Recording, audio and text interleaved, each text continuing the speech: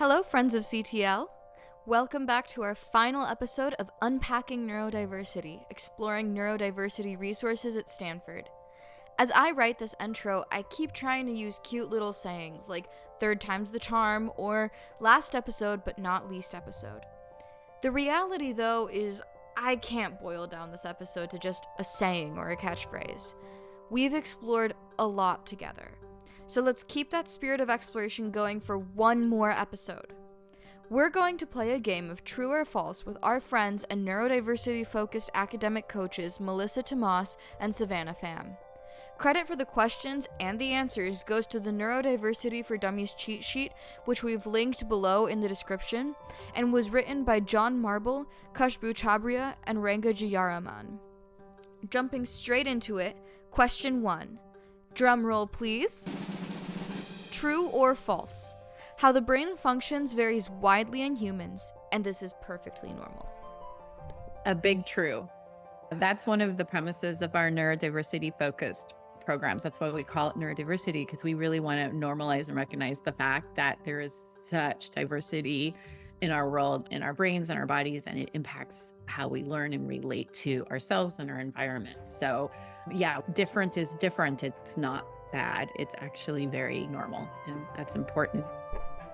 Question 2. True or false? People diagnosed with autism, dyslexia, or ADHD have defective brains. False. That is very false. We know that the brain differences and the variation that comes with autism, learning differences, ADHD, or any other form of neurodiversity just means that it's different and it's normal and expected given the diversity we have in our human population. Question 3. True or false?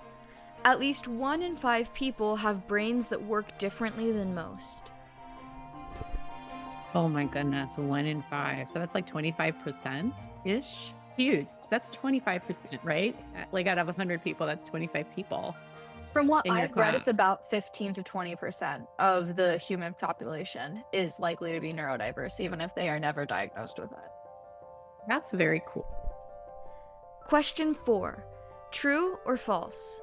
It's easy for neurodivergent people to live in a world not designed for how they think and experience things. False. I think one of the perspectives that we take is the reason why neurodiverse people experience challenges, for example, at a place like Stanford, is because the environment was not set up for their brains, right? And that's why we have things like accommodations and additional resources to support that. But it's not easy to navigate a system and an environment that was set up for neurotypical people. Question 5.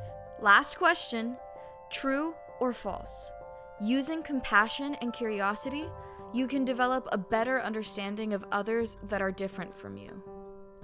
Very true. Even though we may not have the same experiences or see the world in the same way as the students we work with or other people in general, being curious, asking curious questions, and trying to empathize and validate someone else's experience is just a great way to connect and understand. Yeah, I would agree. I would also add that sometimes when we are neurodiverse, being compassionate to ourselves is hard. So I think when we can be compassionate to ourselves, I think one time one of our students said, I always thought the ADHD parts of my brain were the bad parts. And I realized that they are just as equally amazing parts of my brain as the parts that I thought were neurotypical. Congratulations, everyone, for making it to the end of this little game. I definitely learned a lot while recording this, and I hope that listening was just as fruitful an experience. Thank you so much to Melissa and Savannah for participating not only in this episode, but in all of the podcast episodes we've recorded thus far. Though this is where I bid my adieu, friends, these episodes will always be here for you to come back to whenever you need to. More than just these episodes, though, never hesitate to reach out to CTL and its academic coaches with any questions you might have related to both academic skills and strategies, or life as a neurodiverse student. On behalf of both myself, and CTL, thank you for joining us on this podcasting journey.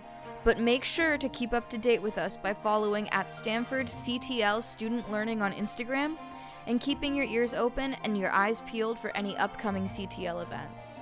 Bye!